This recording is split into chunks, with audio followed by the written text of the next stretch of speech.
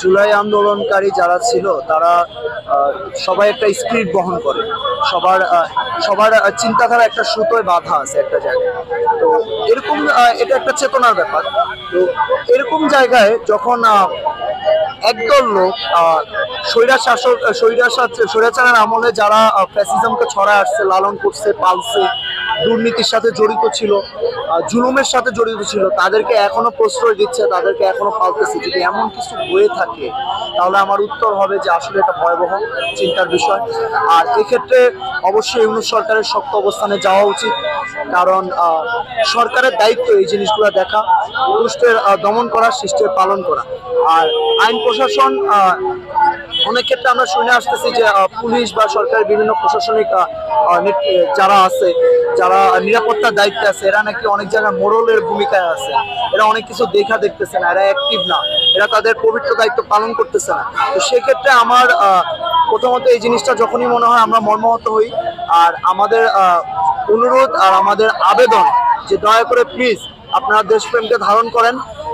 দুনিয়াতে টাকা পয়সা বা সুবিধাই সবকিছু না, আপনাদেরও সম্মান আছে, আপনাদেরও পরিবার আছে। আপনারা আপনাদের সততার থেকে, আপনাদের দায়িত্ববোধের জায়গা থেকে আপনারা আপনাদের পবিত্র দায়িত্বটা পালন করেন, দেশের প্রতি আপনাদের দেশপ্রেমের প্রকাশ করেন।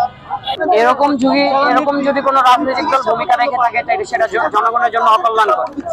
আসলে এই বিষয়ে যদি বলতে যাই, তারা যদি জুলাইয়ের যে গণ অভ্যুত্থান মানুষের রক্ত ঝরাইলো, এগুলো যদি ভুইলা আবার আওয়ামী লীগকে পুনর্বাসন করে, তাহলে আসলে তাদের বিরুদ্ধে কি বলবো বা আমার যে ভাষা সেটা আমি প্রকাশ করতে পারবো না।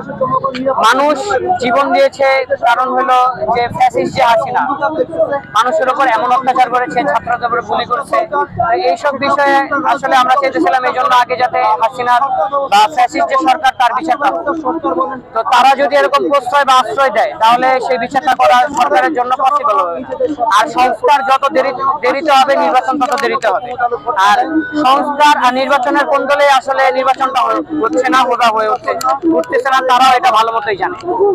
আর যদি আপনি বলেন যে ওই দলগুলা যেহেতু ফ্যাসিস্ট হয়ে উঠবে কিনা, যদি সংবিধান সংস্কার না হয়, তারা যদি নির্বাচনে যায় এবং জয় লাভ করে, যে কোনো দল, সেটা সেই দল হোক বা এ দল হোক বা বি দল, যে দলই যাক সে দলই কি হয়ে যাবে, ফ্যাসিস্ট হয়ে যাবে।